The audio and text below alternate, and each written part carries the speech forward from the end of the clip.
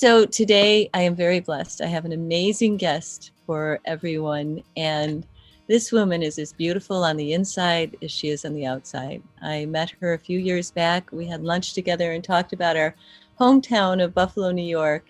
And I want to introduce Beverly Johnson to the show today. Beverly, thank you for being on Passionate Living.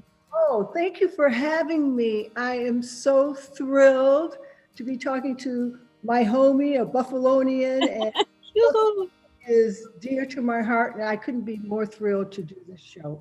Oh, thank you. Thank you so much for doing it. I know people here in Western New York still just, they love you, talk about you. You are still our hometown hero here in Buffalo.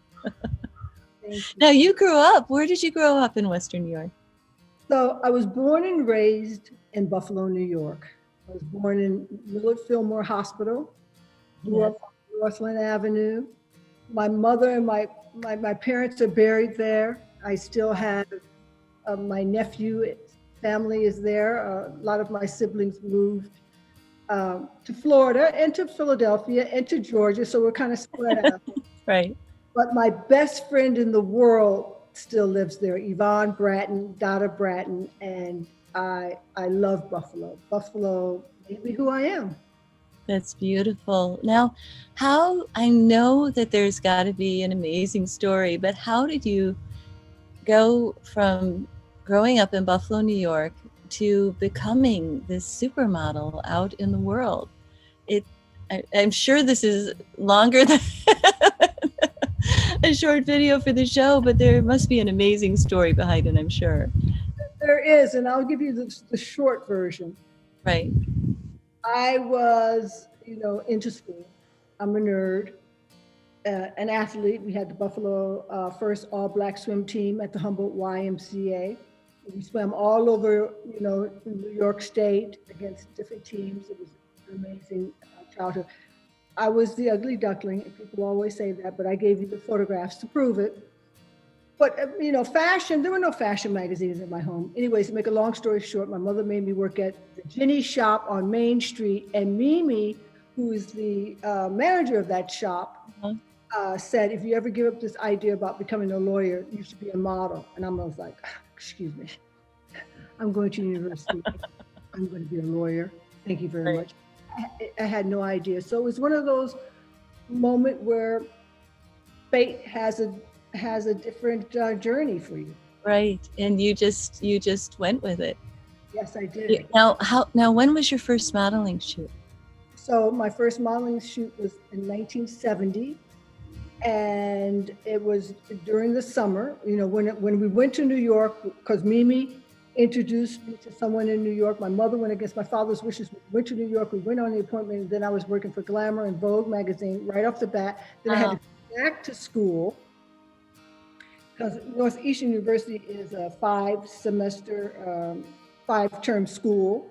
So you go to school a semester. Anyway, so I used going, work a semester, which I was supposed to work in the precincts, but my dean let me model.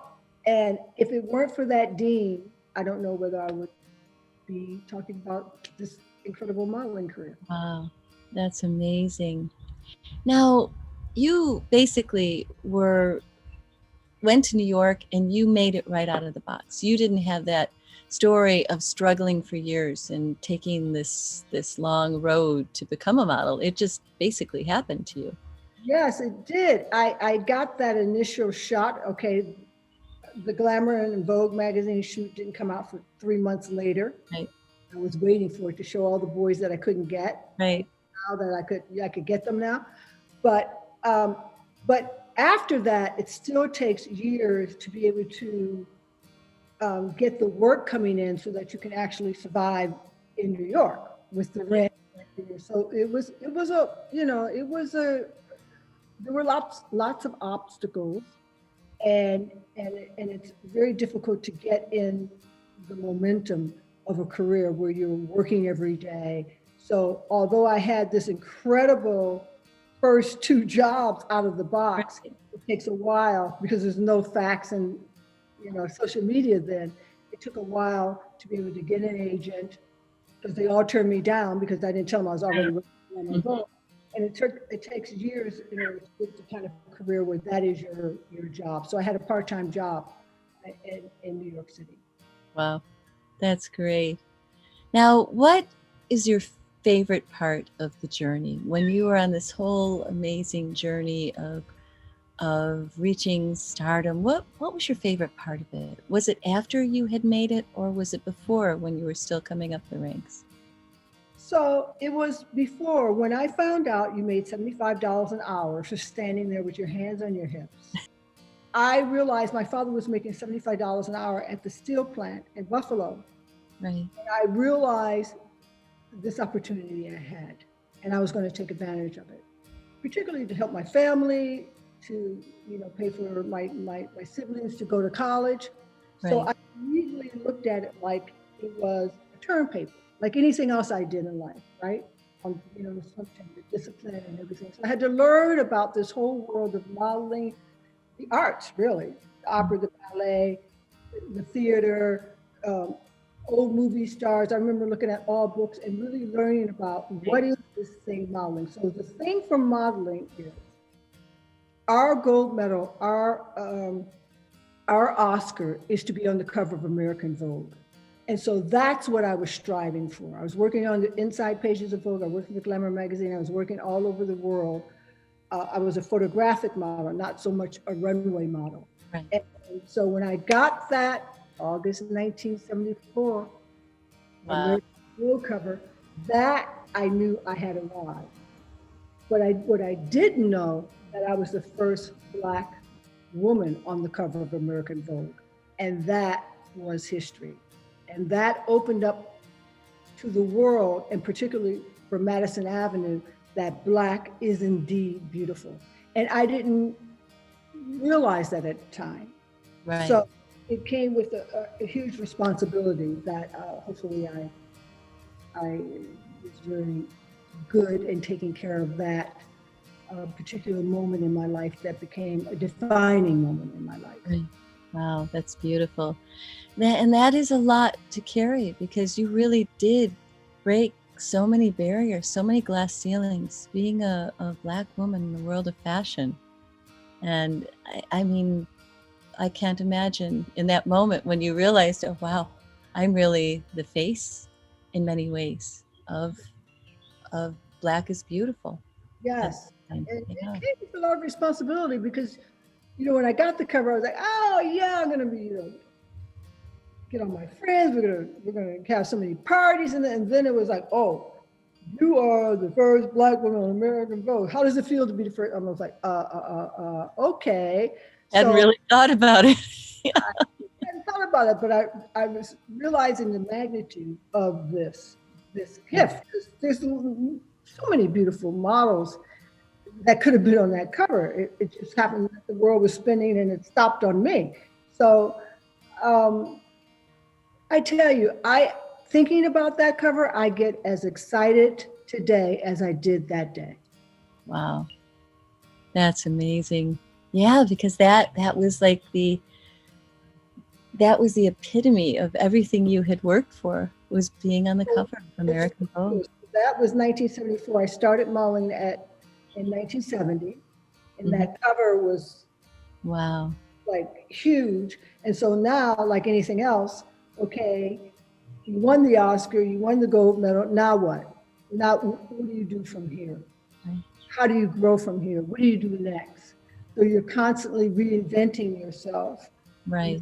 In the 80s, in the 90s, and in the 2000s, and particularly in the 80s, I wasn't going anywhere. We were making so much money when I was like, you guys can't, I was supposed to retire a long time ago.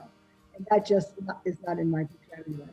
Right. Yeah, because at that point you were making so much money, it didn't make any sense to retire. And I enjoyed it. I didn't know I had that side of my brain, that artistic side of my brain. I was always about academically, and just basically I wanted to be a lawyer because of the civil rights movements that came in the 60s. I remember watching it on television with my father in the living room on a black and white television, looking at the marches and Martin Luther King and everything. And I thought, how can I help? And I thought that being a lawyer, that I could somehow help with the plight of Black people. So how I got to be a fashion model from that dream. Oh, well, Beverly, thank you so much again. I really, really appreciate you being on the show today. It's been wonderful to have you, and I'm so grateful that you shared your beautiful life with the rest of us, that we could Oh, see what you're doing now in the world. for this, I really appreciate it. What a great Sunday. Oh, what a great Sunday. Thank you. What a gift. It's been so beautiful. Mwah. Thank you so much. I'll see you soon. I'll see you soon. Take care, Beverly.